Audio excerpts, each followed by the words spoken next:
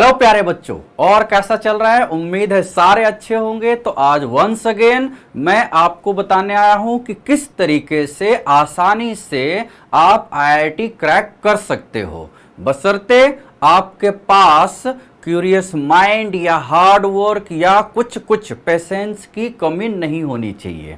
बस मेन ये कुछ पॉइंट्स हैं जिनको मैंने यहाँ पॉइंट्स वाइज आपको बताने के लिए मैं आज यहाँ पर आया हूँ, और कैसे केवल और केवल आईआईटी कर सकते हैं। बेसिकली बच्चों, हमारा मानना है कि आईआईटी ही एक इंजीनियरिंग कॉलेज के लिए बहुत अच्छा ऑप्शन है। उसके लिए क्यों है? क्योंकि आज के टाइम में मैंने कुछ और सालों से ऑब्जर्व किया है, 3 4 10 15 साल से ऑब्जर्व किया है, मतलब ऑन एन एवरेज यहाँ लास्ट 10 ईयर से, कि कुछ बच्चे या कुछ लोग सोच रहे हैं कि अब इंजीनियरिंग धीरे धीरे डाउन जा रहा, ऐसा लोग सोच रहे हैं। लेकिन बच्चों, वो इंजीनियरिंग जा रहा होगा वो इसलिए क्योंकि प्राइवेट कॉलेज बहुत ज़्यादा, मुझे लगता है जितना इंडिया में टेलीफोन बूथ थे नहीं पहले, उससे ज़्यादा आज के टाइम में इंजीनियरिंग कॉलेज प्राइवेट बन गए हैं, जो कि और केवल जानते ही हो कि किस तरीके से वो एडमिशन लेते हैं। हम यहाँ पर आईआईटीज या एनआईटीज यानी प्योर गवर्नमेंट कॉलेज, यानी वो कॉलेज की बात करेंगे जिसको हमारे अलावा भी और कोई जानता हो, है ना। पता चला हम बहुत सारे बच्चों को देखते हैं इंजीनियरिंग कर रहे होते हैं, इंजीनियरिंग ग्रेजुएट होते हैं, लेकिन जब पूछते हैं कि कहाँ से, तो हम नहीं बताएंगे। तो पॉइंट ये है कि जब आप आसानी से नॉट मोर देन 1 ईयर के अच्छे प्रिपरेशन से जब आप एक आईआईटीज, जिस ब्रांड को लेके आप जीवन भर चिल्ला सकते हो, है ना, इन जनरल, जो मुझे लगता है, इट्स माय पर्सनल ओपिनियन, बाकी तो पेरेंटल सपोर्ट ये सब सारे होते हैं। आपको क्या होता है 10 साल के बाद, 15 साल के बाद, जब आप एक वर्किंग कल्चर में होते हो, है ना, या मैनेजमेंट कल्चर में होते हो, या बॉस के कल्चर में होते हो, तो जनरली कभी लोग आप पर उंगली नहीं उठाते यदि आपकी डिग्री बहुत अच्छी होती है। बच्चों, degree is your past. Degree का मतलब ऐसा नहीं होता है कि आप एक बहुत अच्छे इंसान हैं, बहुत इंटेलिजेंट इंसान है, ये नहीं होता है। बस ये है कि कुछ दिए हुए रिस्पेक्टिव टाइम में आप एक हार्ड वर्कर, डिसिप्लिन्ड और नॉट क्विट करने वाले प्राणी रहे होंगे। होता क्या है कि जब हम कोई क्वेश्चन सॉल्व करते हैं अपने स्टूडेंट लाइफ में, 2 मिनट लगाते हैं, 3 मिनट लगाते हैं, नहीं सॉल्व हो पाता है, तो हम सोचते हैं नो नेक्स्ट। ये गलत हैबिट है। आप अभी क्वेश्चन को क्विट कर रहे हो, बाद में ऑप्शंस को क्विट करोगे, बाद में इंजीनियरिंग कॉलेज क्विट हो जाएंगे, तो ये बैड हैबिट है। तो इन्हीं को कुछ एग्जाम्पल्स के थ्रू, अपने रियल लाइफ के एग्जाम्पल के थ्रू मैं यहाँ आज आपको बताऊंगा कि आसानी से आईआईटी कैसे क्रैक कर सकते हैं। उतना आसान भी नहीं है, क्यों? कंपटीशन है इस वजह से। लेकिन कंपटीशन तो अच्छे लोगों का कम होता है बच्चों, आपको हमेशा पता होना चाहिए, हमेशा पता होना चाहिए। कंपटीशन में बहुत सारे वो लोग भी अपने आप को मतलब पार्टिसिपेंट ही मानते हैं जो आराम से बैठ के दूसरों को जज कर रहे होते हैं, है ना। दूसरों को जज करना बहुत आसान है। आराम से हम सोफे पर पॉपकॉर्न खाते हुए बैठ के बोल सकते हैं कि इनको ये करना चाहिए था, उनको वो करना चाहिए था। लेकिन अच्छी बात क्या होती है, हमने ये किया तो इनको ये करना चाहिए था, ऐसे बोलना चाहिए, है ना। जैसे बच्चे बोलते हैं ना कि सर हमें ये क्वेश्चन नहीं सोल्व हुआ, ये नहीं समझ में आया, तो क्वेश्चन सही क्या होना चाहिए, हमने इस क्वेश्चन पर 2 घंटे दिया, हमने इस क्वेश्चन पर 25 मिनट दिया, दोबारा 25 मिनट दिया, 3-4 बार हमने सीरियसली इस पर 25 मिनट दिया, 3-4 बार, उसके बाद भी नहीं सोल्व हुआ, सर आप हमें बता दें। ये होना चाहिए राइट क्वेश्चंस। तो इन्हीं को ध्यान में रखते हुए मैं आज लेके आया हूं strategy and tips to crack IIT JEE. Strategy में हम अभी वो नहीं यहां पर यूज कर रहे हैं जो कि कितने घंटे हमें स्टडी करना है, कौन कौन से टॉपिक स्टडी करना है, हम टॉपिक वाइज फिर लेके चलेंगे, है ना, इस तरीके से। अभी हमें आसानी से the ultimate motivational fire you can, आप आराम से आईआईटी कर सकते हो। क्यों? श्योरली एज आई, जब मैं कर लिया, है ना। पॉइंट तो यही है कि सोचो 20-21 साल पहले मैंने आईआईटी कर लिया without any high economically resource, without है नहीं। जैसे हमने अपने पिछले वीडियो में भी बताया था कि हमारा कोई वैसा इकोनॉमिकल रिसोर्स नहीं था कि हमें इतना ही, लेकिन अंदर से ये था कि यदि नहीं समझ में आ रहा है कोई क्वेश्चन तो हम याद कर लेंगे, लेकिन करेंगे जरूर, उस प्रोसेस को याद कर लेंगे, उस प्रोसीजर को याद कर लेंगे, क्वेश्चन को नहीं याद करने की बात कर रहा हूं। तो कुछ पॉइंट्स के थ्रू हम यहां पर डिस्कस करते हैं जल्दी से। ओके चलो, एक हो इसमें कुछ कुछ पॉइंट्स हमने डिस्कस किए हैं बच्चों, सारे के सारे आपको ये सारे पीडीएफ मिल जाएंगे। हम इसको और अच्छे ढंग से एग्जाम्पल से एलेबोरेट कर रहे हैं। हमेशा कोई भी चीज देखो, आजकल क्या होता है ना, मैं 20 साल से कोचिंग फील्ड, मतलब 17 साल से तो फुल टाइम कोचिंग फील्ड में हूँ ही, और 10 साल से किसी अच्छे मतलब वेल नोन ऑर्गेनाइजेशन में भी था, पोस्ट पर भी था। तो हमेशा बच्चे आते हैं अलॉन्ग विद देयर पेरेंट्स कि सर हम आईआईटी की तैयारी तो कर रहे हैं, क्या इससे बोर्ड भी हो जाएगा। बड़ा अजीब क्वेश्चन लगता था कि फंडामेंटल यानी बेस बना नहीं तो हम कैसे, क्या हम हॉलीवुड मूवीज को छोड़ के तो हर जगह ऐसा नहीं कर सकते ना कि हम ऊपर में ही मतलब जंगल भी ऊपर है, उल्टे केस में है, अवतार देखे होगे, या अभी अच्छी मूवी कोमा आई है उसमें भी यही सब दिखा रहा है ना। तो बेस है नहीं, लेकिन हर मकान अपनी जगह है, हर जगह ऐसा तो नहीं होता है रियल लाइफ में बच्चों। ग्रेविटेशन समझते हो, तो जब बेस नहीं बना तो आप आगे कैसे लीड कर सकते हो। तो base, NCERT is the base. इसमें क्या लिखा हुआ है, NCERT books are base for the IIT entrance, specially for the JEE Main. Main के लिए तो भाई अभी अभी मैंने सुना था फरवरी अटेम्प्ट में किसी के 100 परसेंटाइल आए थे, उनका इंटरव्यू, ऑर्गेनाइज्ड कोचिंग है, किसी के 100 परसेंटाइल आए थे, उसका इंटरव्यू उसी दिन शाम में रात में आया था। तो मैंने सुना था कि एक बच्चा जो 100 परसेंटाइल लाया था वो तो हमेशा और हमेशा पूरे अपने इंटरव्यू में केवल एक ही चीज बोलते रहा, केवल एक चीज, हमने एनसीईआरटी के अलावा कुछ किया ही नहीं, एनसीईआरटी के अलावा कुछ किया ही नहीं। हो सकता है नॉट सो, लेकिन एनसीईआरटी उसने बोला कि यदि आप अच्छे से करते हो तो आपका जेईई मेन में, सोचो उसके हिसाब से तो उसको 100 परसेंटाइल आ गए, 100 है ना, 100 आउट ऑफ 100। नाउ एनसीईआरटी आपको एकदम ध्यान देना है और बहुत अच्छे से ध्यान देना है। कॉमन मिस्टेक आज के टाइम में क्या करते हैं बच्चों, कॉमन मिस्टेक ये करते हैं कि आजकल जैसे हम लोग टीचिंग लाइन में होते हैं, कभी कभी हम लोग ना क्लास में ही, शुरुआत में ही या बीच में भी या बाद में भी, टॉपिक रेस्पेक्टिव में हम लोग एनसीईआरटी का डायरेक्ट क्वेश्चन दे देते हैं। तो बच्चा बोलता है सर ये तो एनसीईआरटी में क्यों करूं, वो तो आसान है। हम लोग बोलते हैं कि वो रिलेटिवली आसान है, आसान और टफ तो रिलेटिव टर्म्स होते हैं ना बच्चों, है ना। एज पर जेईई एडवांस के पैराग्राफ के मैट्रिक्स मैच के लेवल या इंटीजर बेस्ड या मल्टीपल चॉइस की वजह से वो आसान बोल रहे हैं एनसीईआरटी को। तो एनसीईआरटी के क्वेश्चन बच्चे सोल्व करते नहीं हैं और जेईई एडवांस के क्वेश्चन दो तो उनसे हो नहीं पाते हैं, तो पता नहीं करते क्या है वो, एनसीईआरटी करना नहीं चाहते। ये बहुत बड़ा मिस्टेक है। आप कोई भी टॉपिक करो, जैसे ही लेक्चर आगे बढ़ता है, कहीं भी कोचिंग, कहीं भी वेल ऑर्गेनाइज्ड, जानते ही हो यूट्यूब वगैरह, तो हर जगह कहीं भी लेक्चर शुरू होता है, आप उस रेस्पेक्टिव कंटेंट के एनसीईआरटी जरूर सोल्व करो। एनसीईआरटी सोल्व करना इट्स योर ऑन ड्यूटी। देखो इसमें एक मैं बड़ा डिमोटिवेशनल बोलता हूं कि बच्चों यदि एनसीईआरटी हमारे द्वारा बताए गए थ्योरी से या किसी भी कोचिंग के टीचर के द्वारा बताए गए थ्योरी से एनसीईआरटी आप पूरा का पूरा मतलब 80-90% खुद से नहीं करते हो, एडवांस की मत सोचो, है ना। वो आपके अंदर एलिजिबिलिटी आनी चाहिए कि थ्योरी पोर्शन से ही आपका 70 to 80% तो हो जाए। हाँ, कुछ टॉपिक्स हैं मैथमेटिक्स की बात यदि मैं करूं कि उसके लिए बियॉन्ड लेवल हमें जाना होता है, वो तो अपनी प्रैक्टिस भी तो देखनी है ना। चलो, कॉमन मिस्टेक क्या है, एक्सेप्ट एनसीईआरटी, एनसीईआरटी छोड़ के वो प्रीफर करते हैं क्या, कोई रेफरेंस, दूसरी रेफरेंस बुक, डायरेक्ट अटेम्प्ट करते हैं problems book, direct attempt problem books, ठीक है, वो प्रॉब्लम बुक्स डायरेक्ट अटेम्प्ट करते हैं। That is not a good idea. होता क्या है उनके कंसेप्ट,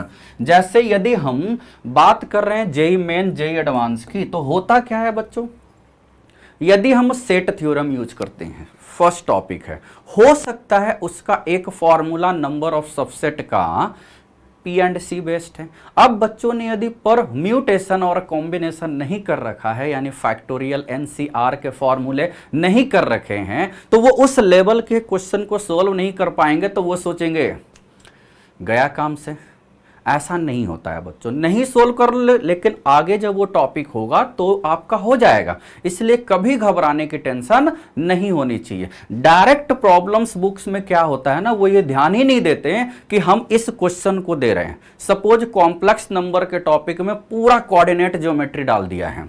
अब कोऑर्डिनेट होता है बाद में as per sequence of NCERT, तो वहां पर कॉम्प्लेक्स नंबर में आदमी फंस जाता है। यदि हम बात beyond JEE Main JEE Advance की करें तो ये कुछ पॉइंट्स हैं जो आपको दिक्कत होती है, लेकिन आपको डायरेक्ट अटेम्प्ट प्रॉब्लम बुक्स नहीं करने हैं। फर्स्ट ऑफ ऑल जहां पर भी हैं थ्योरी प्लस एनसीईआरटी, ये दिस इज द बेस है ना। बाकी ये सारे NCERT books will give you a firm grounding of concept and this are the best book to start your preparation, start करने के लिए, है ना। It is also worth noting that 50 to 65% जो जेई मेन में होते हैं, अब ये 50 to 65% कहां होते हैं जेई मेन में, वो एनसीईआरटी बेस्ड ही होते हैं। देखा जाए ना केमिस्ट्री और फिजिक्स के लिए तो 100% वहीं से आता है। हम हमेशा क्या बोल रहे हैं, however not enough for practical questions and required practice specially in maths, केवल मैथमेटिक्स के लिए बच्चों। लेकिन 12th का एनसीईआरटी बहुत अच्छी बुक है, हम अपने क्लास में हमेशा बोलते हैं। 11th के बुक्स में क्वेश्चंस बहुत कम दिए हुए हैं, मतलब कॉम्प्लेक्स नंबर जहां तक दिया है वहां के आगे से शुरू होता है एडवांस लेवल, जेई मेन में आते रहते हैं उससे और ज्यादातर आते हैं, है ना। तो ये कुछ आप कैटेगराइज कर सकते हो, लेकिन बच्चों आपकी पूरी प्रिपरेशन कहां से शुरू हो, एनसीईआरटी। एनसीईआरटी आपका मस्ट है। कुछ बच्चे बोलते हैं एनसीईआरटी में क्या रखा हुआ, हम भी यही बोलते हैं, बट फॉर जेई एडवांस के लिए बहुत अच्छा बेस है वो। यदि आप वो नहीं सोल्व करते हो तो आगे ज्यादा करने की जरूरत नहीं है, पहले आप एनसीईआरटी सोल्व करो, ठीक है। अब आगे बढ़ते हैं नेक्स्ट पॉइंट की ओर। नेक्स्ट पॉइंट क्या है, टाइम मैनेजमेंट। टाइम मैनेजमेंट तो भाई इस पर तो आपको हजारों लेक्चर्स पड़े हुए हैं, हर जगह देखोगे ये हजारों बुक्स बने हुए हैं, क्योंकि time management is the main management of your life. Time बचाओ, हम हमेशा मजाक में बोलते हैं कि गवर्नमेंट बोलती है बेटी बचाओ, गवर्नमेंट बोलती है टाइगर बचाओ, दैट्स गुड। हम बोलते हैं टाइम बचाओ, क्योंकि टाइम सबसे ज्यादा जो किल करने के मामले में हम लोग फेमस है ना, बहुत फेमस है। क्योंकि ऐसे भी कंट्रीज है जहां 2-2, 3-3 मिनट के बहुत हिसाब रखे जाते हैं, यहां पर तो 2-2, 3-3 घंटे का भी हिसाब नहीं रखा जाता है। हम रोज सुबह उठ के यदि अपना व्हाट्सएप स्टेटस सोच के देखते हैं, 2 मिनट के लिए देखूंगा, फिर उसके बाद पढ़ना शुरू कर दूंगा, कुछ उसमें अच्छे स्टेटस आए रहते हैं, हो जाता है 2 घंटे, हमें पता ही नहीं चलता, अपनी प्लानिंग हो जाती है फिक्स। गलत, अपनी ही प्लानिंग थी, हम ही ने सोचा और हम ही ने उसको डिस्ट्रॉय कर दिया।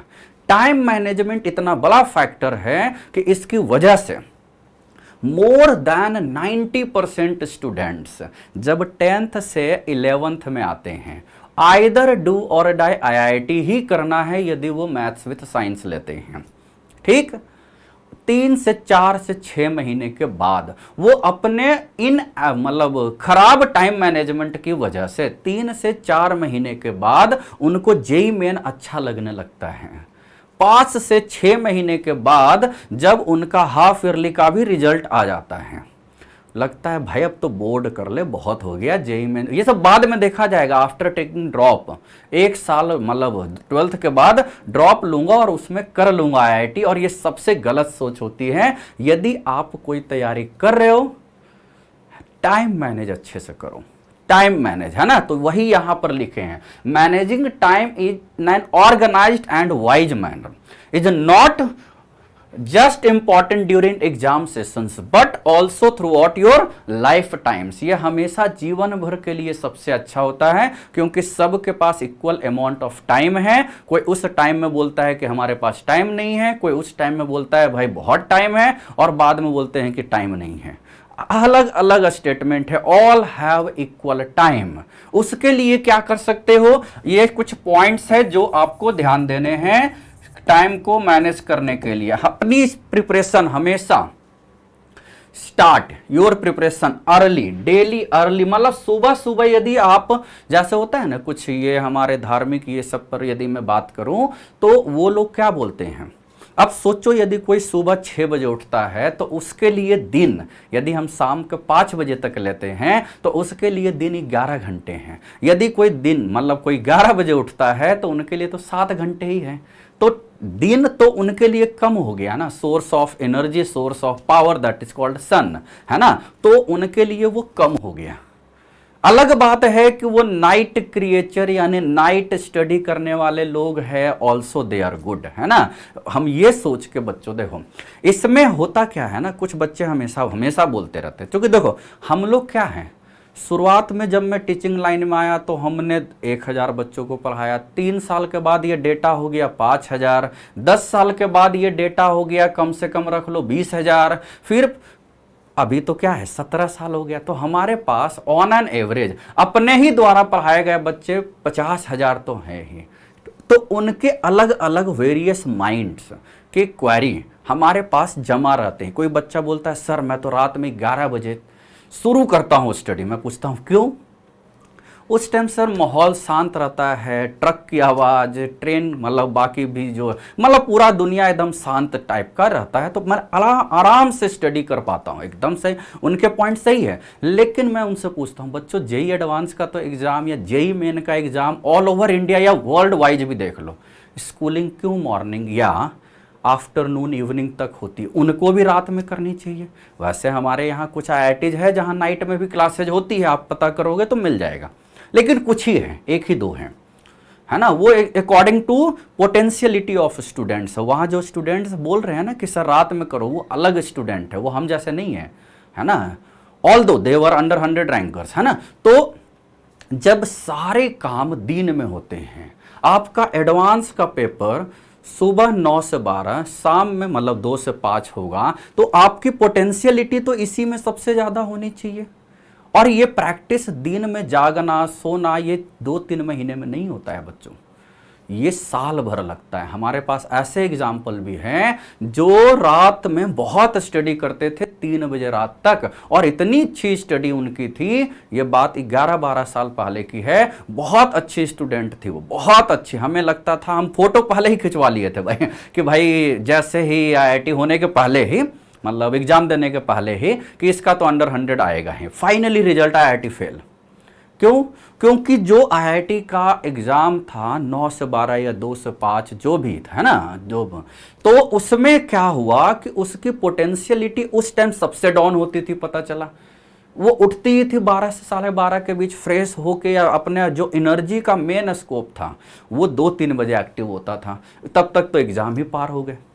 तो उसको एग्जामिनेशन ड्यूरेशन में नींद आ रहे थे, दिमाग नहीं काम किया, जो उसने ए बोल ऑप्शन भरा सी हो गया, डी हो गया, ऐसे वाले केस हो गए।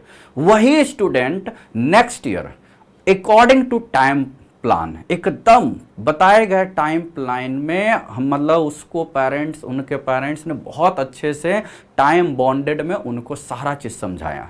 उतना ही स्टडी किया उसने, उतना ही स्टडी किया, या हो सकता है उससे कम स्टडी किया, क्योंकि बाकी डेली रूटीन भी स्टार्ट कर चुकी थी, लाइक योगा, मेडिटेशन, वॉक, ये सब भी उसने किया। कम स्टडी में 610 रैंक आए थे उसके आईआईटी में। बहुत अच्छा रैंक है बच्चों, ये कोई खराब रैंक नहीं है। तो बहुत अच्छा रैंक, यानी आपका टाइम मैनेजमेंट कितना इंपॉर्टेंट है एग्जामिनेशन पॉइंट ऑफ व्यू से नहीं, लाइफ के पॉइंट ऑफ व्यू से, इसको मैं समझा रहा था, है ना। हम लोग अपने टाइम में क्या करते थे, अब तो प्योर गांव में थे तो वहां पर तो 5-6 बजे उठना तो बड़ा लेट कहलाता है, तो 4-4:30 बजे उठते थे। हाँ, ये अलग बात है, 9 से 10 के बीच तो सो ही जाते थे, मतलब सोते तो शहर के वालों से ज्यादा ही थे, है ना। शहर में लोग क्या होता है 12 या 2 बजे सोते हैं, 8-9 बजे उठते हैं, तो साथ ही 6 घंटे सोए ना। हम लोग तो वहां 9 बजे रात में सो के यदि हम 4:30 या 5 बजे उठते थे तो 8 घंटा हो गया ना भाई, है कि नहीं। तो हम लोग तो ज़्यादा ही सोते थे, तब भी रिजल्ट अच्छा आता था। तो ये चलो पुरानी बात है, हम उसको टाइम के साथ नहीं कर रहे। लेकिन बच्चों सारे एग्जाम दिन में होते हैं, ये ध्यान देना। तो आपको उस टाइम आपकी ब्रेन फंक्शन सबसे मैक्सिमम होनी चाहिए, क्योंकि आप एग्जाम की तैयारी कर रहे हो ना कि स्टडी कर रहे हो। स्टडी करने से कभी फायदा नहीं होता, क्योंकि स्टडी तो हम मैगजीन भी करते हैं, स्टडी तो हम केस स्टडी भी करते हैं, लाइफ कैसा चल रहा है। स्टूडेंट लाइफ में ये सब जरूरत नहीं होती। आप केवल यदि आईआईटी की बात कर रहे हो तो physics, chemistry, maths is your 3 friends including your parents, बस। Start your day early, limit recreation time, limit करो। रिक्रिएशन टाइम का मतलब क्या होता है कि आप कुछ इंटरटेनमेंट देख रहे हो तो उसको लिमिट में करो। सपोज आप नेटफ्लिक्स ही देख रहे हो, है ना, या वेब सीरीज ही देख रहे हो, तो आप उसको फिक्स करो। जैसे ही टाइम घन टन टन उठ के चले गए, ये नहीं कि अच्छा सोचे थे 4 से 5 के बीच हम देखेंगे और अचानक इतना अच्छा मौसम या इतना अच्छा वेब सीरीज चल रहा था कि वो 7 तब कब बज गया हमें पता ही नहीं चला, चलो हम 2 घंटा एक्स्ट्रा पढ़ लेंगे। ये सोच के हमने 2 घंटा एक्स्ट्रा वेब सीरीज देख ली। गलत है बच्चों, एक्स्ट्रा होता नहीं है और वो हम टाल देते हैं दूसरे दिन पर। ये हम लोग की भी हैबिट है, सबकी हैबिट होती है टालना। तो यहाँ हमारे कंट्री में तो जन्मसिद्ध अधिकार है किसी काम को टालना, चाहे वो एम्प्लॉय हम जैसे हो या और भी। हमारी भी यही हैबिट है। लेकिन स्टूडेंट लाइफ में जब मैं आईआईटी की तैयारी कर रहा था वहां पर ये काम कम था, टालना। इस वजह से बैड रैंक ही सही, पास तो पक्का हो गया मैं, है ना। तो रिक्रिएशन टाइम आपका लिमिट में होना चाहिए। तीसरा पॉइंट इसमें है यूज टेक्नोलॉजी टू होन योर ऑर्गेनाइजेशन स्किल। टेक्नोलॉजी का यूज आपको आगे बढ़ने के लिए करना है, ना कि किसी को देखने के लिए, किसी को टाइम देने के लिए। जैसे ये लेक्चर सुन रहे हो, इससे आपको कुछ बेनिफिट हो इसलिए सुनो। अदरवाइज हर आदमी स्ट्रेटजी, हर आदमी मोटिवेशन, इतने ज्यादा सब्सक्राइबर है ना मोटिवेशनल वीडियोस के कि मैं देख के हैरान हूं। वैसे अभी कोई नया गाना शुरू हुआ था, मतलब टी सीरीज पर आया था, सुने होंगे सैया जी वगैरह, मोर देन 35 करोड़ व्यूज है। और वो कौन देख रहा है? ऐसा तो है नहीं कि 60+ वाले देख रहे हैं, वो उनके मतलब की बात तो है नहीं जो उसमें एक्टिंग कर रहे हैं, है ना। तो इसका मतलब हम ही वो लोग हैं जो उनके व्यूज को सबसे ज्यादा कर रहे हैं, है ना। इसका मतलब यदि वो अपनी जगह सही है, उनका भी वही पर्पस था, लेकिन हम यदि उनको देखे जा रहे हैं और उन जैसे को देखे जा रहे हैं तो फिर आईआईटी तो भाई हमसे ना होगा। और जब आईआईटी नहीं होगा तो हमें आगे ना एक्सक्यूज के लिए तैयार होना होगा कि गवर्नमेंट से लेके, पेरेंट्स से लेके, गॉड से लेके सारी जनता सब खराब है। ये आपको एक्सक्यूज के लिए तैयार होना होगा, है ना। यदि आप ऐसा नहीं करते हो, यानी केवल पीसीएम में देखते हो, तो फिर यानी टेक्नोलॉजी का बहुत अच्छा यूज। अब जैसे यहां भी मैं बोल रहा हूं, ये टेक्नोलॉजी के बेस पर ही तो आप देख रहे होगे, है कि नहीं। यूट्यूब है या ये वो, तो आजकल ऑनलाइन जो है वो टेक्नोलॉजी की वजह से ही तो आ रहा है और उसी वजह से सब लोग राइज कर रहे हैं और बहुत सारे लोग डूब भी रहे हैं, है ना। टेक्नोलॉजी का मैं ये एग्जांपल बताना चाहूँगा कि एक हमारे टाइम में, मतलब हमारे टाइम नहीं, ऐसा नहीं कि बहुत पुराना टाइम का हूँ मैं, 5 साल पहले की यदि हम बात करते हैं 2016 की, तो उस टाइम 1 GB 1 GB 3G जो डेटा था वो 249 में मिलता था जब जियो नहीं आया था, है ना। दिसंबर में वो आए थे, उसके पहले की बात बता रहा हूं, सितंबर अक्टूबर ये सब पूरा। तो 1 GB डेटा खर्च करने में आपको 1.5 से 2 घंटे, यदि वीडियो कंटिन्यूअस देख रहे हो 3-4 घंटे लग जाते थे। ऐसा मुझको जो याद है, हो सकता है 1-2 घंटे और कम लग, मतलब 1-2 ही घंटे एवरेज मान ले। तो 2 घंटे के लिए मैंने खर्च किया 1 GB data to watch video, उसमें मैंने 249 रुपीज खर्च किए। स्टेटस था चलो 2 घंटे में 250 रुपये खर्च कर लिए।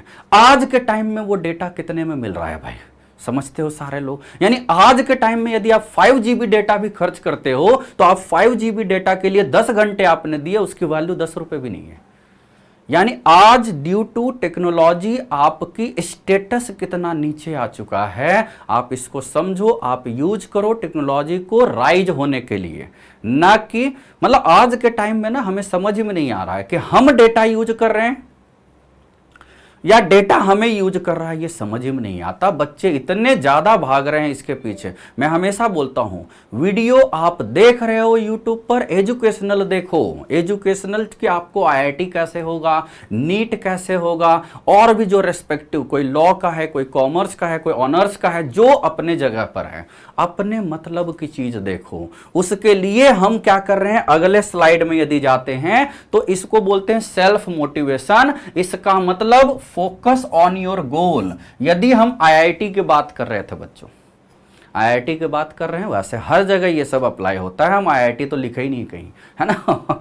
तो फोकस ऑन योर गोल 100%, है ना, नॉट लेस देन, है ना, ये क्या होना चाहिए, नॉट लेस देन 90%, ये कम उससे नहीं होना चाहिए, क्योंकि थोड़ा बहुत तो डेविएशन चलता है बच्चों, थोड़ा बहुत तो, हम ह्यूमन बींग है और इंडियंस है तो डेविएशन तो होगा, जो मुझे लगता है। नहीं भी है, बहुत सारे लोग एकदम टू द पॉइंट वर्क करते रहते हैं, उनके घंटे की कीमत है ना, हमारे वैसे अभी नहीं हुए हैं। सेट स्मार्ट गोल, स्मार्ट गोल का मतलब यहां पर क्या है, हम ये स्मार्ट वो वाला नहीं बोल रहे हैं जो ऐड आता है, पता चला कोई मोबाइल कंपनी ऐसा भी ऐड करती है कि आप हमारा मोबाइल लो स्मार्ट हो जाओ। सोचो कितनी बकवास ऐड चलते हैं और लोग उसको देखते हैं और यूज भी करते हैं, है ना। हम लोग भी ऐड के चक्कर में थे, यहां ऐड की कोई ऑथेंसिटी नहीं है, कम से कम जो स्टार वो ऐड कर रहे हैं ना, वो वाला क्वांटिटी या वो वाला सामान तो वो तो यूज कर ही नहीं रहे होंगे, ये पक्का मान लो, है ना, समझ सकते हो इसको। तो स्मार्ट का मतलब ये है कि स्पेसिफिक होना चाहिए, मेजरेबल होना चाहिए, अटेनेबल होना चाहिए, रिलेवेंट एंड टाइम बॉन्डेड होना चाहिए, ये है इसका फुल फॉर्म। मतलब ऐसा भी नहीं सोच लिए कि किसी का 11th वेस्ट हो गया है। सोचो बहुत सारे बच्चे हमसे पूछते हैं सर 11th वेस्ट हुआ है अब क्या करें, तो टाइम बॉन्ड, अपनी टाइम को इंक्रीज करके, अटेनेबल मतलब कि आप 2000, देखो तैयारी करो, आपका स्टेटस हो 4000 रैंक के लिए, जब आप 4000 रैंक आईआईटी के अंदर लाने लगे तो अपनी 1 घंटे और प्रिपरेशन बढ़ा दो, वो 4000 से 3000 आने लगेगा आफ्टर 2 to 3 मंथ्स, फिर 1 घंटे और बढ़ा दो, फिर वो 1500 से 1000 के बीच आने लगेगा। अचानक आप 2 स्टेटमेंट बच्चे बोलते हैं, सर 11th वेस्ट हो गया है, क्या मैं आईआईटी मुंबई में कंप्यूटर साइंस ले सकता हूं? क्या बोले भाई, आप आईआईटी मुंबई में कंप्यूटर साइंस क्या एमआईटी में भी एडमिशन ले सकते हो। एमआईटी कैलिफोर्निया वाले हैं, ये मुजफ्फरपुर इंस्टीट्यूट नहीं बोल रहा हूं मैं। तो यहां पर आप ले सकते हो, लेकिन आपका ग्रेजुअली इंक्रीमेंट होना चाहिए। ग्रेजुअली का मतलब आप पहले एक खराब आईआईटी, जिससे मैं भी हूं, वहां के खराब ब्रांच तो लिए पहले प्रैक्टिस करो। आप पहले जो भी मार्क्स आ रहे हैं उसमें, जितने भी मार्क्स के आ रहे हैं, सपोज 540 मार्क्स के आ रहे हैं, 520 मार्क्स के आ रहे हैं, जो भी आईआईटी जेईई एडवांस की हम बात कर रहे हैं, पेपर 1 पेपर 2 मिला के, तो पहले उसमें आप 40% तो मार्क्स लाना एकदम फिक्स करो 3-4 टेस्ट तक, फिर अगले बार 60 से 70% 5-6 टेस्ट तक, फिर उसके बाद ये सब सोचना है भाई मार्क्स लाओ, आप कुछ भी कर सकते हो। ये कभी मत पूछो किसी से कि सर क्या मैं ये कर सकता हूं, भाई करने को तो इंसान क्या नहीं कर सकता। मैं बोला ना, आप एमआईटी में आराम से एडमिशन ले सकते हो, है कि नहीं, जहां ऑन एन एवरेज हर साल के आईआईटीएंस के टॉपर ही एडमिशन लेते हैं। इस बार का भी जो टॉपर हुआ था जेईई एडवांस रैंक 1, वो वहीं पढ़ रहा है, वो आईआईटी में नहीं पढ़ रहा है, ये आपको याद होगा या पता होगा। तो हर कोई एडमिशन ले सकता है, अब बनने को तो मैं भी क्या नहीं बन सकता हूं भाई, लेकिन क्या मैं उसका टाइम दे रहा हूं या उस पर टाइम दे रहा हूं, नहीं दे रहा हूं तो नहीं बनूंगा। अब मैं किसी से पूछूं कि सर क्या मैं बिलियनियर इन 2 years बन सकता हूं, तो सामने वाला क्या बोलेगा, यस यू कैन। इसीलिए हमेशा बोलते हैं यस यू कैन, लेकिन आप धीरे धीरे ग्रेजुअली इंक्रीज करो, ठीक है। अब यदि आपको किसी दिन अच्छी पढ़ाई हो जाती है, सपोज आपने टारगेट रखा 10 घंटे आज पढ़ना है, मतलब टारगेट घंटे का नहीं रखना चाहिए मेरे हिसाब से, नंबर ऑफ क्वेश्चंस अटेम्प्टेड का रखना चाहिए, या नंबर ऑफ क्वेश्चंस अटेम्प्ट मतलब सही से, है ना। तो यदि वो हो गए आपके, सपोज आपने बोला कि आज हम ना 60 क्वेश्चन करेंगे फिजिक्स केमिस्ट्री मैथ्स मिला के, और हो गए 70 उसी टाइम में, तो एकदम नेटफ्लिक्स पर चले जाओ, वेब सीरीज पर चले जाओ, आईपीएल अभी चल रहा है उसको भी थोड़ा 10 से 15 मिनट देख लो। अब लोग बात पता है, छोटे छोटे जगह के प्लेयर का भी नाम, भाई आपको अच्छे प्लेयर का नाम याद है, भाई बॉलीवुड में भी बहुत लोग हैं, सबका तो नाम याद रखने की जरूरत ही नहीं है। हाँ, यदि आपको सारे फॉर्मूले याद है तो याद रखो, कोई दिक्कत नहीं है, लेकिन फॉर्मूले याद है नहीं, उनके नाम याद है, उनकी मूवीज के नाम याद है। जीके कभी आता नहीं है, आईआईटी जेईई में ना आया है, और मेरे हिसाब से आएगा भी नहीं, अगले 2-3 साल तक तो जीके आ नहीं रहा है। इसका मतलब हाँ, अच्छी बात है, आप आईएएस की तैयारी कर रहे हो, आईआईटी भले फेल हो जाओ, ये भी एक हो सकता है ना। तो रिवॉर्ड योरसेल्फ, यानी आप उसकी ओर जा सकते हो। Seek help when ever required. होता क्या है बच्चों कि जब हम क्वेश्चन अटेम्प्ट करते हैं, उसके पहले हमने थ्योरी अच्छे से कर रखी है, बहुत अच्छी बात है, हम लोग थ्योरी बहुत अच्छे से पढ़ा देते हैं, सब चीज पढ़ा देते हैं, उसके बाद क्वेश्चन भी करवा देते हैं। तो आप जब नया क्वेश्चन अटेम्प्ट करते हो तो हो सकता है आपसे सोल्व ना हो। ये सब पेशेंस आपको रखना होगा। आईआईटी जेईई क्या सिखाता है? पेशेंस रखना सिखाता है कि आप क्विट बस मत करो। बच्चे हमेशा हमारे पास आते थे 11th में, जब आते हैं ना कोचिंग में, कि सर 3 महीने हो गए, स्कूल भी मैनेज नहीं हो रहा है, यहाँ भी मैनेज नहीं हो रहा। वो ये नहीं बता रहे हैं कि इस 3 महीने से हम एंजॉय ही कर रहे थे घूमने। अब तो कोविड है तो चलो बाहर नहीं गए थे 1-2 साल से, मतलब 2020 में भी शायद ही कोई गया होगा बाहर घूमने, इस साल भी वही लग रहा है। तो अदरवाइज तो मैं दिल्ली एनसीआर में हूँ 10-11 साल से। हमारे मोर देन 80% स्टूडेंट्स जो दिल्ली एनसीआर के, उनका घूमने का first minimum target Dubai Malaysia होता है। होता क्या है बच्चों, होता क्या है, यदि मैं बोलता हूं कि बच्चों ये थोड़ा सा डिस्टर्बिंग होगा, तो बच्चे क्या बोलते, जस्टिफाई करते। देखो मैं उसको बताता हूं, सर 1 ही हफ्ते के लिए गए थे। बहुत अच्छी बात है, मैं मानता हूं 1 ही हफ्ते के लिए गए थे। सपोज आपको मलेशिया का या दुबई का टिकट है 12 जून का, 19 जून को आप रिटर्न हो रहे हो, बहुत अच्छी बात है। 12 जून को जाने के लिए आपने टिकट या प्लानिंग कम से कम मार्च में की होगी, और जैसे ही प्लानिंग हुई आप ऑन एन एवरेज डेली उसको 2-3 घंटे सर्च करते हो कि कहां घूमे कहां घूमे कहां घूमे। यानी आपको 1 हफ्ता नहीं हुआ, आपने उसके बारे में 3 महीने पहले सोचना शुरू कर दिया। जैसे हम लोग, मैं ऑन एन एवरेज बिहार का हूं तो दिवाली या छठ में हमेशा जाता हूं घर। अभी चलो पिछले साल तो कोविड था, नहीं जा पाया, इस साल देखते हैं। तो 3 महीना पहले से, 4 महीना पहले से टिकट बुकिंग होती है, उसके टाइम से सोचना शुरू कर। अब 2 महीना बचे हैं, अब 15 दिन बचे हैं, यहां मिलना है वहां मिलना है, यानी हम उसकी प्लानिंग 2-3 महीना पहले कर दिया। अब हमें आईआईटी तो देना नहीं है, तो हम तो टाइम किल कर सकते हैं। आपको आईआईटी देना है तो आप टाइम कैसे किल कर रहे हो भाई? दुबई जाना था 12 जून को, आपने प्लानिंग मार्च से शुरू कर दी। मार्च से आप उसके बारे में एक्टिव हो गए, वहां का कहां घूमना है, किस दिन क्या घूमना, सारी प्लानिंग कर रहे हो। क्योंकि वो मेमोरी है बच्चों आपकी, ये बहुत बोरिंग है। आईआईटी बहुत बोरिंग है, जबकि घूमना फिरना बहुत ही अच्छी मेमोरी है। ये सबको पता है, हमको भी पता है, आपको भी पता है।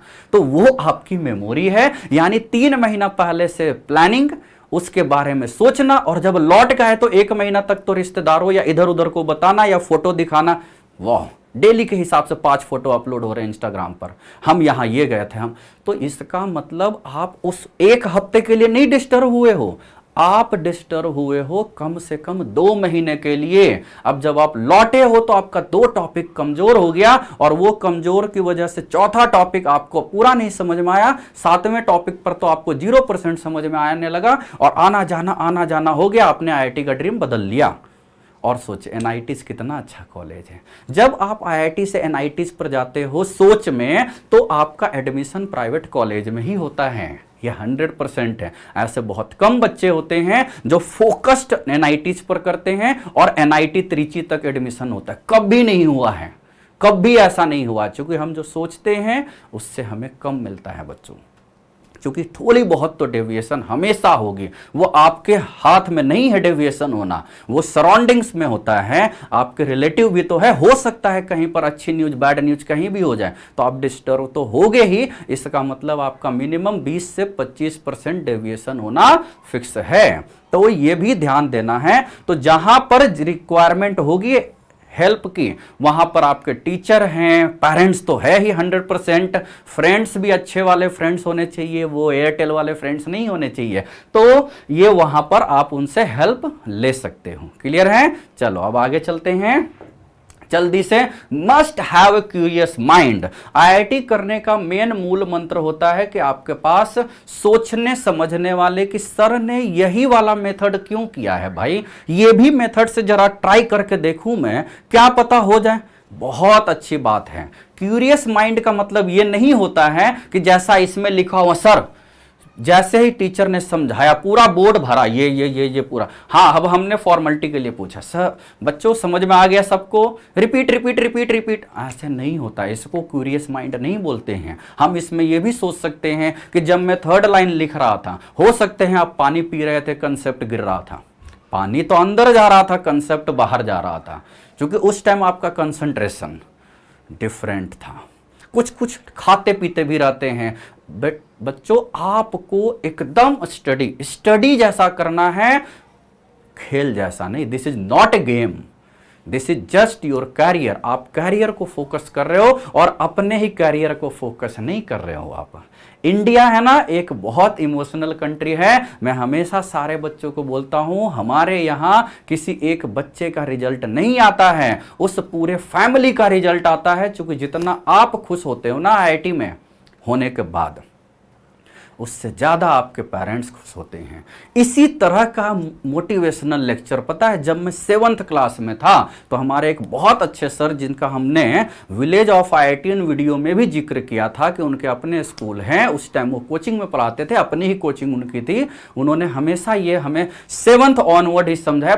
3 साल ना दिमाग में भर दिया, 10th तक ही पढ़ाते थे वो, 3 साल दिमाग में, कि यदि आप आईआईटी करते हो तो इस खुशी की वजह से आपके पेरेंट्स की उम्र 5 से 10 साल बढ़ जाती है। I like my parents. मुझे बड़ा अजीब लगता है, वो बच्चे भी पेरेंट्स को नौटंकी टाइप प्यार करते रहते हैं जो ठीक से पढ़ाई नहीं करते। भाई, आपके लिए वो फीस दे रहे हैं। यहाँ तो दिल्ली एनसीआर में तो लोन लेके भी फीस नहीं देते। हमारे यहाँ तो चलो फिर भी ये है कि ऐसे बैकग्राउंड नहीं होते हैं कि भाई आईआईटी पास हो गया बैंक से लोन ले ले, ये होता है वहाँ पर इन जनरल। वैसे अच्छे मतलब इकोनॉमिकली साउंड वाले भी लोग हैं, लेकिन वो बच्चा भी बोलता है कि पेरेंट्स को मैं लाइक करता हूँ। इसीलिए मैं हमेशा कभी कभी ना बच्चों को फायर जगाता हूँ कि क्या आप फैमिली को लाइक करते हो? सर इसमें कोई पूछने वाली बात है? तो फिर पढ़ते क्यों नहीं हो भाई? ये किसकी इच्छा थी कि आप पढ़ाई करो? और पढ़ने को बोल रहा हूं मैं, ये नहीं बोल रहा हूं कि आप बंदूक लेके जाओ, 4 को मारो और अब 5वां गोली खुद में। ऐसा नहीं कोई बोल रहा है आपसे। केवल आलसी टाइप एक रूम में बैठ के पढ़ने को बोला जा रहा है आपको। ना तो दूध मंगाया जा रहा है, ना सब्जी मंगाया जा रहा है, जो कि गांव वालों से ये भी काम होता है। न दूध, न सब्जी, न किसी अंकल आंटी से। गांव में तो बड़ा खराब है, यहाँ भी शुरुआत में बड़ा खराब होता था कि भाई 4 लोग आते थे गेस्ट में, सबसे पहले हाजिरी लगती थी बच्चों की। हाँ भाई बुलाओ, कैसा चल रहा है पढ़ाई? शुरू हो गया। अब तो वो भी नहीं होता, सीधे पेरेंट्स बोल देते हैं पढ़ाई कर रहा है, अभी डिस्टर्ब नहीं करेंगे एकदम से। तो भाई 2 साल जब आप पढ़ाई का नाम पर ही सारा काम कर रहे थे, तो मेरे हिसाब से जब रिजल्ट यदि बैड आया तो पेरेंट्स को पूछना चाहिए ना तलवार लेके, हाँ भाई किसकी पढ़ाई कर रहे थे? लेकिन पूछते नहीं है। इतनी अच्छी कंट्री है, इकोनॉमिकल के साथ साथ इमोशनल कंट्री है। आपके रिजल्ट में आपके पेरेंट्स की बहुत खुशी है, vice versa is always true. तो इस चीज को हमेशा ध्यान रखना। मुझे ये 3 साल तक बोला गया था हमारे बहुत अच्छे सर के द्वारा कि आप आईआईटी करो, आईआईटी करो, आईआईटी करो। आपके पेरेंट्स की उम्र तो इस रिजल्ट के बेसिस पर 5 से 10 साल बढ़ जाएगी। रियली में मेरे से ज्यादा वो ज्यादा खुश थे। मैं कहाँ खुश हुआ, मेरे तो इतनी खराब रैंक थे, लेकिन पापा मम्मी तो भैया एकदम, मतलब मुझे लगता है कि लोन ले लेके पार्टी दिए जा रहे थे। मतलब कहीं से 2000 रुपये लिया, ऐसे चल रहा था मामला एकदम। तब मुझे लगा कि यार रियली में बहुत अच्छी कंट्री है, इमोशनल बहुत अच्छी कंट्री है ना। तो क्यूरियस माइंड का मतलब वही होता है कि आपके अंदर ये होनी चाहिए पूछने की। तो चलो इसमें ज्यादा हम कुछ करने वाले नहीं हैं, हम केवल ये लिखे हुए हैं कि you can never solve problems if you are simply mugging the concept. आप यदि कंसेप्ट को मगिंग कर रहे हो, यानी सिंपली याद कर रहे होगे, तो नहीं हो सकता बच्चों। एक बहुत अच्छे लोग इसमें बताए हुए हैं कि आप समझा करो कि क्यों हो रहा है। इसलिए नहीं कि आपको पढ़ना है, इसलिए कि आप इससे नॉलेज पार्ट आपका बहुत अच्छा होगा।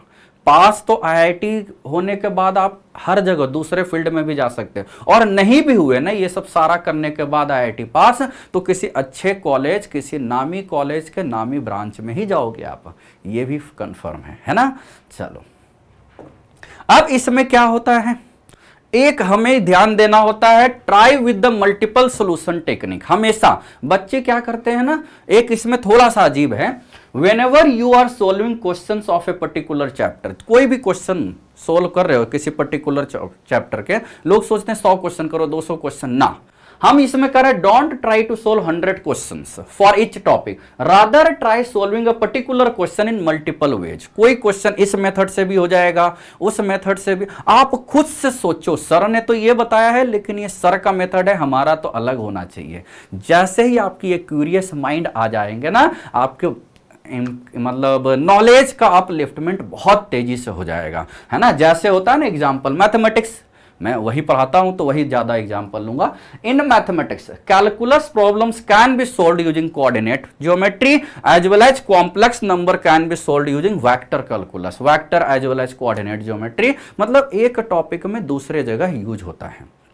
जैसे हम डिफिनिट इंटीग्रेशन में ए से बी जाते हैं, वेक्टर में भी ए से बी जाते हैं, फिजिक्स में भी कहां पर लॉ ऑफ कंजर्वेशन में ए से बी जाते हैं, वर्क डन सेम होता है चाहे पाथ कोई भी हो। केमिस्ट्री में भी हेस लॉ नाम का एक होता है। जैसे ये मल्टीपल कंसेप्ट का मतलब क्या है, यदि हम इसमें बात करें बच्चों, यदि हम बात करें वेक्टर एडिशन, है ना, वेक्टर एडिशन जो होता है, ए से बी गए, बी से सी गए, यानी फाइनली ए से सी गए, ये मैथ्स में हो गया, है ना, वेक्टर एडिशन हो गया। डिफिनिट इंटीग्रेशन में भी एक प्रॉपर्टी होता है ए से बी जाना, डिफिनिट इंटीग्रेशन में भी एक प्रॉपर्टी होता है कि नहीं। यदि जो लोग पढ़ रहे हैं या जो लोग तैयारी कर लिए हैं एकदम लास्ट स्टेज पर, उनको तो सब समझ में आ रहा होगा। ये मैथ्स की बात हो गई दोनों। सेम यही रूल फिजिक्स में लगता है, law of conservation of energy. Same वही रूल आपका कहां लगता है, जैसे law of conservation of energy physics, है ना, ये हो ना लॉ ऑफ कंजर्वेशन। यदि हम केमिस्ट्री की बात करें तो हेस लॉ होता है, उसमें होता है ना कि delta H1 plus delta H2 plus delta H3 is equal to delta H, या बॉर्न-हैवर साइकिल में भी होता है। तो ये आपके अलग अलग कंसेप्ट को एक जगह मिलाने के लिए मैं बता रहा हूं, चूंकि बॉर्न-हैवर साइकिल अलग अलग कंसेप्ट। IIT किया हुआ हूं तो इतना तो फिजिक्स और केमिस्ट्री भी आता है कि टॉपिक के अंदर के भी फॉर्मूले पिछले 21 साल से अभी तक कुछ कुछ याद हैं, अभी कुछ कुछ याद है। इतना नहीं याद है कि मैं फिजिक्स केमिस्ट्री पढ़ा सकता हूं, नहीं। स्टूडेंट टाइप, एक बहुत ही बेवकूफ स्टूडेंट को जितना फिजिक्स और केमिस्ट्री आता है, उतना तो मुझको 21 साल के बाद भी उतना आता है, लेकिन पास होने लायक नहीं आता है ना, उतना तो केवल मैथ्स ही आता है। तो ये होता क्या है, ये different type. This will help you in learning alternative methods of approaching the problems in the actual paper. There होता क्या है, एक्चुअल पेपर में there will be a times when you won't be able to solve a question using your preferred method. जैसे कोई question आया exam में, वो आपको दिया गया है 2 मिनट में, लेकिन वो आपके प्रिफर्ड मेथड से 10 मिनट में सोल्व हो रहा था, सब्जेक्टिव है, तो उस क्वेश्चन के लिए ना कोई नया मेथड दिया गया होगा, और वो मेथड आपको प्रैक्टिस से आएगा। जब आप खुद से प्रैक्टिस किए हुए रहोगे बहुत ढेर सारा, तभी वो कर सकते हो, है ना। तो ये बहुत अच्छे अच्छे पॉइंट्स है बच्चों, इसको आप फॉलो करोगे, हमारी हमेशा इच्छा हो रहेगी और होगी भी पूरी कि आपका IIT 100% सिलेक्शन होगा ही, और अच्छे रैंक से, कम हमसे तो अच्छे ही रैंक से, ठीक है। रिवाइज इफेक्टिवली, रिवीजन आपका बहुत मस्ट है। Students generally either revise too much या नहीं करते, या तो बहुत करते हैं या नहीं करते हैं। ऑन एन एवरेज हमेशा रिवीजन होना चाहिए। Once you have completed a chapter, revise it thoroughly, but don't spend more than 2 to 3 hours. इस रिवीजन का मतलब ऐसा होना चाहिए, और रिवीजन पता है 5-6 बार होना चाहिए। होता क्या है, जब हम कोई कंसेप्ट पढ़ते हैं, ये माना जाता है, एक्सपेरिमेंटल डेटा है कि आफ्टर 14 to 15 आवर्स वो डूबने लगता है। एक हफ्ते के बाद हम उसको फिर से रिवाइज करते हैं। जब हमने वो टॉपिक फर्स्ट टाइम देखा था तो हमें वो टॉपिक देखने में 12 घंटे लगे थे। अब जब हम रिवीजन कर रहे हैं तो रिवीजन हो रहा है, देखो 12 घंटे लगे और 10 दिन में भूल गए, 12 घंटे लगे 10 दिन में भूल गए। अब जब हम 15वें दिन के बाद या 10 दिन के बाद ही रिवीजन कर रहे हैं तो रिवीजन हो जाएगा वो 3 घंटे में, लेकिन याद रहेगा 1 महीने तक, लेकिन उसके बाद फिर भूल गए। अब उसके बाद दोबारा रिवीजन, यानी तिबारा रिवीजन बोल सकते हो। अब रिवीजन करने में लगेगा 2 घंटे, याद रहेगा 3 महीने, फिर भूल गए।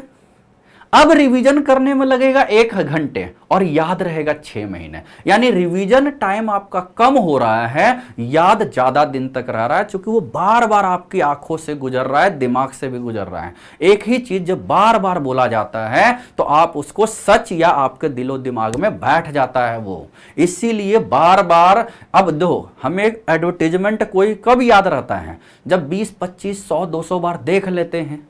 मजबूरी ये है कि वही चलते रहता है हर जगह। यदि हम वेब सीरीज ये सब ना देखें तो, इंटरनेट का यूज ना करें, यदि हम नॉर्मल सारे चैनल देखते हैं, चाहे टाटा स्काई हो कुछ भी, तो हमें ऐड ही याद होता है। सीरियल या मूवी तो भूल ही जाते हैं, ऐड पक्का याद हो जाता है, क्योंकि वही ऐड हर दिन आता है और 100 बार आता है, तो इसलिए हमें याद हो जाता है। तो हम सोचते रहते हैं कि ये सही है ना। किसी ने ऐड किया कि इसको लगाते ही गोरे हो गए, फालतू में। दूसरे दिन फिर वही देखें, चौथे दिन फिर वही देखें, 5वें दिन फिर वही देखें।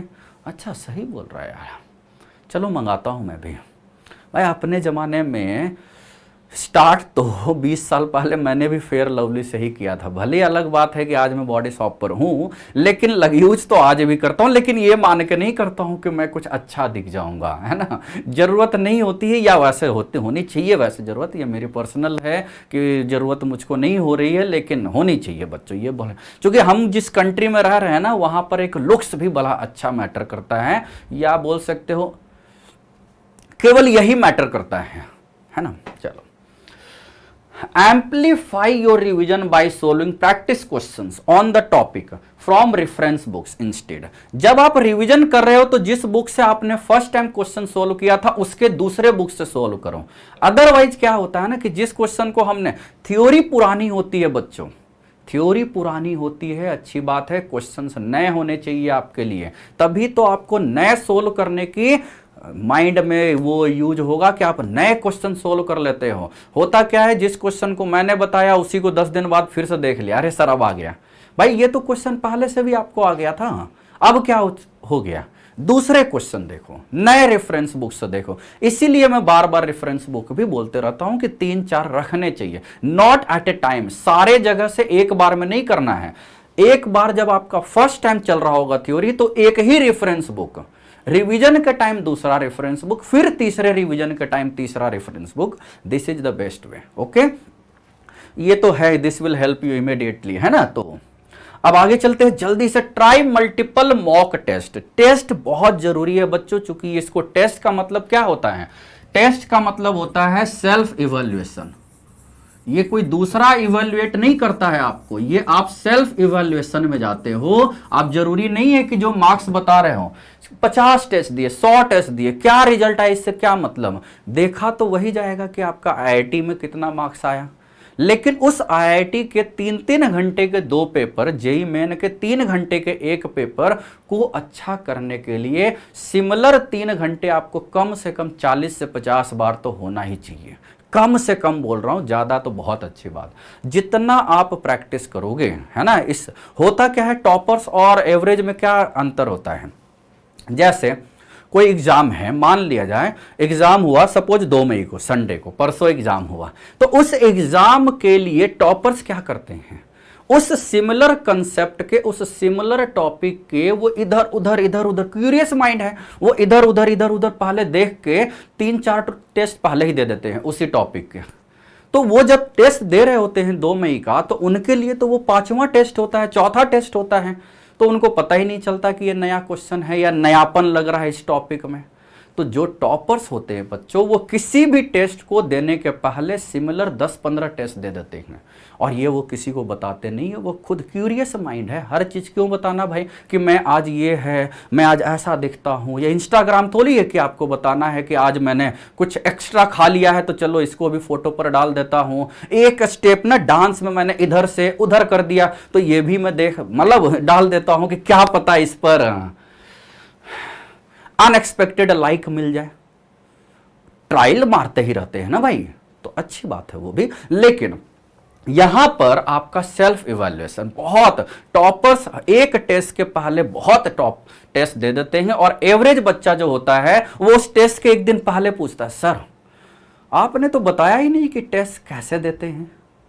आपके लिए नहीं था बच्चों, मत दो, कॉमन सी बात है भाई। सारे बच्चे थोड़ी आईआईटी कर लेंगे भाई, जो मैं बता रहा हूं this is not for all. जिनको माइंड में पहले से पता है, एक तो कब जिंदगानी ऊपर से कम है, जानते ही हो क्या है। यदि आपके माइंड में ये बैठ गया है तो मैं ये पूछना चाहूंगा, अच्छा किसी आपके फैमिली पंडित ने ये बोला है क्या कि ये 40 साल तक ही जिएगा? तभी तो कम जिंदगानी लग रही है आपको। कुछ बच्चे तो ऐसे एंजॉय करते रहते हैं 11th और 12th में, जैसे उनके बाबा ने बोल दिया है ये तो जाएगा 30 के ऊपर ही, मतलब 30 के बाद ऊपर जाएगा। भाई जब आपको नहीं बोला गया है तो क्यों इतना है? आपको बाद में नहीं लाइफ मिलेगा क्या? आपको तो 11th 12th पर फिजिक्स केमिस्ट्री मैथ्स देखना था। लोग बहुत बच्चे बोलते रहते सर 11th वेस्ट हुआ, किस वजह से हुआ भाई? आपने बताया 11th वेस्ट हुआ, आपने किया, it's good, it's very good. आपको पता चल गया कि ये वेस्ट हो गया, पता चल गया, पता चलना भी एक टैलेंट है। जब आपका 11th वेस्ट हुआ है बच्चों, तो आप 12th में 11th वाला भी रिकैप करने के लिए डबल एनर्जी लगाओगे कि नहीं लगाओगे? लगाओगे कि नहीं लगाओगे? मैं मित्रों नहीं बोल रहा हूं, लगाओगे। इसका मतलब जब लगाना है तभी तो आप पास होगे, है ना? नहीं लगाओगे तो नहीं पास होगे, सिंपल सी बात है। एक्सपेरिमेंटल डेटा है बच्चों, साइंस लिए हुए हो ना आप, इमेजिनरी बातें तो नहीं आती है, वो साइंस फिक्शंस होती है ना? कैमरे का और सॉफ्टवेयर टेक्नोलॉजी का कमाल होता है, रियल में ऐसा नहीं होता है। हम लोग तो पीसीएम बड़ा बोरिंग है भाई, टाइम लगाना पड़ेगा, कंसंट्रेशन लगाना पड़ेगा। कुछ बच्चे बोलते सर पढ़ने का मन नहीं करता, तो मन कर भाई, सबके लिए आईआईटी थोड़ी बना है, नहीं तो बाकी साइड वाले काम कैसे कौन करेगा? सिंपल सी बात है, मन तो लगाना पड़ेगा आपका, ये कोई लगा नहीं सकता। सर मेरे से बहुत कैलकुलेशन मिस्टेक होते हैं, तो ज्यादा क्वेश्चन सोल्व करो, वो एक ही काम है, ज्यादा क्वेश्चन सोल्व करने से। भाई बहुत चीजें ऐसी है जो आपके अंदर दूसरा थोड़ी दे सकता है, नहीं दे सकता है, ठीक है? तो मल्टीपल मॉक टेस्ट देने का मतलब ये क्या फायदा होता है?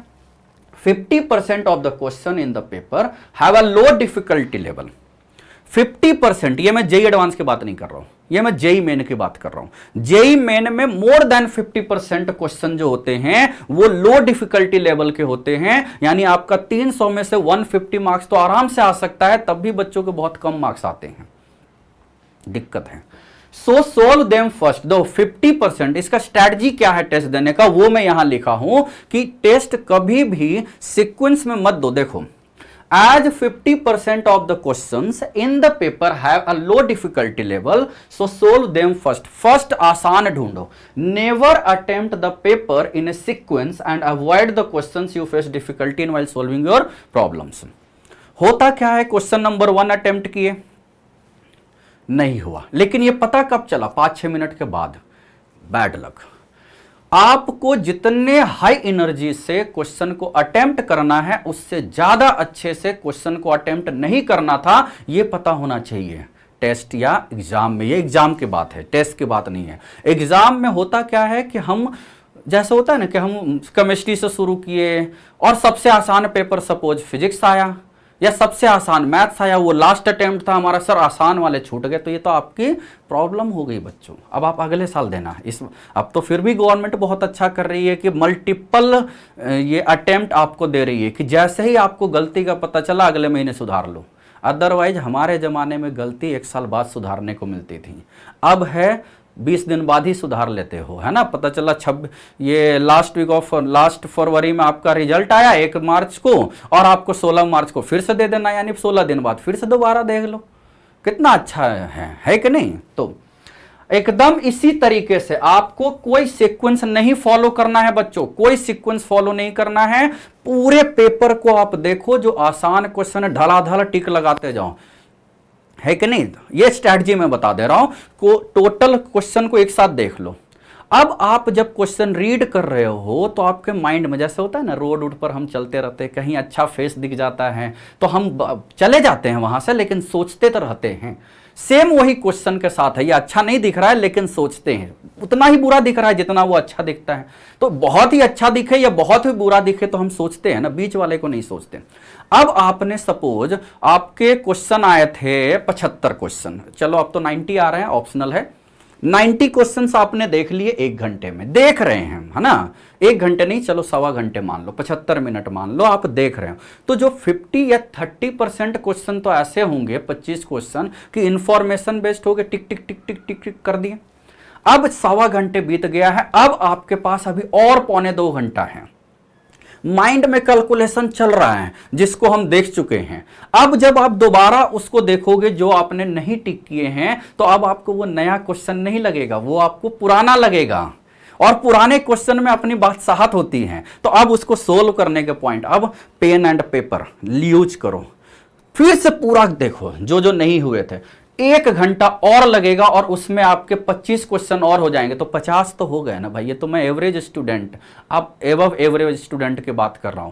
50 क्वेश्चन हो गए, अभी भी आपके पास 45 मिनट है। अब टैलेंटेड वाला क्वेश्चन भी अटेम्प्ट कर सकते हो, क्या पता रिमेनिंग 25 में से उसमें भी 5 या 10 हो जाए।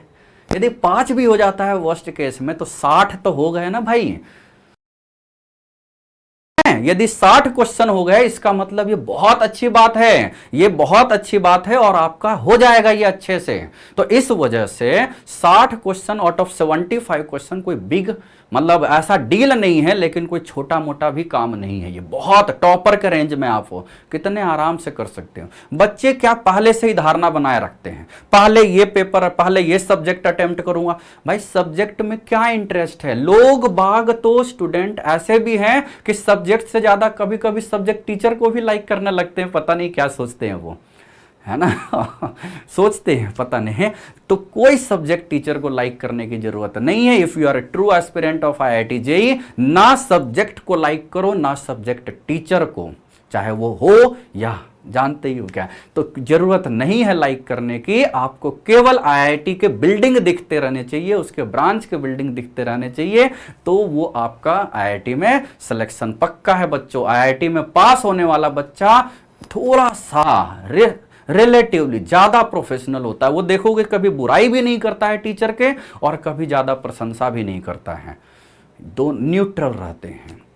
तो ये जो बुराई करने वाले हैं और ये जो एक्स्ट्रा प्रशंसा करने वाले हैं, ये बीच के लोग हैं, और इनको लोग यूज करते हैं। IITians यूज्ड कम होते हैं क्योंकि वो रिलेटिवली थोड़े से प्रोफेशनल होते हैं। हाँ, अच्छा कंसेप्ट जो दे रहा रिलेटिव में, उनको तो भाई हमें ही हर कोई अच्छा लगता है, लेकिन किसी की हम बुराई नहीं करते, लेकिन उनमें से जो अच्छे हैं उनकी हम प्रशंसा जरूर करते हैं, है ना, हमेशा। तो review of the mock test, जो टेस्ट दे रहे हो उसका रिव्यू बहुत अच्छे से होना चाहिए कि कौन सा पोर्शन आपका डूबा हुआ फील हुआ, कौन सा स्ट्रांग हुआ, और उस रिव्यू में कम से कम 6 से 7 घंटे देने चाहिए। एक पेपर 3 घंटे का हुआ, 6 से 7 घंटे का रिव्यू, एकदम आराम से बैठ के उस दिन, है ना, रिव्यू। उससे ये आपको पता चलेगा, utilize this insights to work on the areas you lack, and with each mock test you would find yourself getting better। मतलब आपको पता चले, जैसे आपने टेस्ट दिया, टेस्ट में पता चला अलजेब्रा डूबा हुआ है, लेकिन कैलकुलस अच्छा है, तो अब कैलकुलस उतना ज्यादा रिवाइज करने की जरूरत नहीं है, थोड़ा सा कम करो, अलजेब्रा पर ज्यादा ध्यान दो, वीक पोर्शन को स्ट्रॉन्ग करो, क्योंकि आपको IIT देना है। रियल लाइफ का मोटिवेशन क्या होता है? लोग वीक पोर्शन पर ध्यान नहीं देते हैं, जो स्ट्रॉन्ग होता है उसी पर ध्यान देने लगते हैं। लेकिन बच्चों आपको यहां तो टोटल पर ध्यान देना है। ये कोई गेम तो है नहीं कि जो आपको अच्छा लग रहा है उसी पर ध्यान दो। आप IIT की तैयारी कर रहे हो, है ना, तो इसको पॉइंट में ध्यान देते हुए मैं कुछ रेफरेंस बुक्स भी दिया हूं आप ये, लेकिन all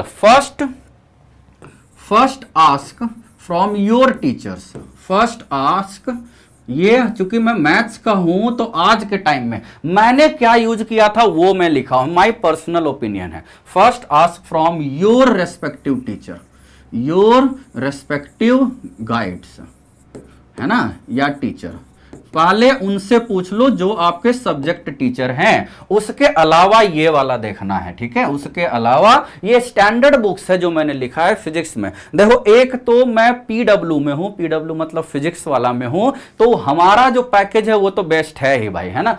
choose the right, right का मतलब ये क्या है, पीडब्ल्यू स्टडी मॉडल तीनों में है, फिजिक्स केमिस्ट्री मैथ्स में। अपार्ट फ्रॉम दैट एनसीईआरटी भी तीनों में मैंने लिखा है, मैथ्स में नहीं लिखा है। Concept of physics SC Verma को तो मुझे लगता है इंडिया क्या बाहर के लोग भी सबसे अच्छा मानते हैं। प्रॉब्लम्स इन जनरल ये ओनली फॉर जेई एडवांस्ड है और ये हाईली रिकमेंडेबल है। वैसे ही केमिस्ट्री में भी बहुत सारे बुक्स हैं। मैथ्स में मैं पीडब्ल्यू स्टडी मॉड्यूल प्रीफर करूंगा और कोर्स इन मैथमेटिक्स हमेशा बच्चों को बोलता हूं, पुराने जमाने में टीएमएच नाम होता था, आज के जमाने में केवल ये देखो टीएमएच, ये पुराने जमाने का नाम है, टाटा मैकग्रॉ हिल्स, अब है एमएच, एसोसिएशन खत्म हो गया, लेकिन मैकग्रॉ हिल सेम वही बुक है, थोड़ा सा इधर उधर है। और एक ब्लैक बुक्स आती है बालाजी पब्लिकेशंस की। तो these are the standard books which you have to solve for getting very good rank in JEE advance. तो ये बच्चों जो आज का हमारा वीडियो है, this is not for 11th west, this is for all type of students. केवल last slide हम छोड़ दे तो बाकी सारे लॉ के लिए भी अच्छे हैं, लॉ के स्टूडेंट्स के लिए, क्योंकि ये तो लाइफ के चेंजिंग गेम्स के लिए अच्छे हैं। आप किसी भी फील्ड में हो, आपको एक रिलेटिव पोजीशंस पर जाना है जिसकी लोग जानते हो, तो उसके लिए ये हमारा वीडियो बहुत अच्छा है। हम इसी तरीके से और भी along with our mathematics topics इस तरह से वीडियो हम डालते रहेंगे, अपलोड करते रहेंगे बच्चों। तो आज के लिए हम यहीं पर अलविदा बोलते हैं। आप अच्छे से स्टडी करते रहें और बहुत अच्छे से टारगेट बेस्ड स्टडी करते रहें बच्चों। तब तक के लिए okay, bye bye, thank you.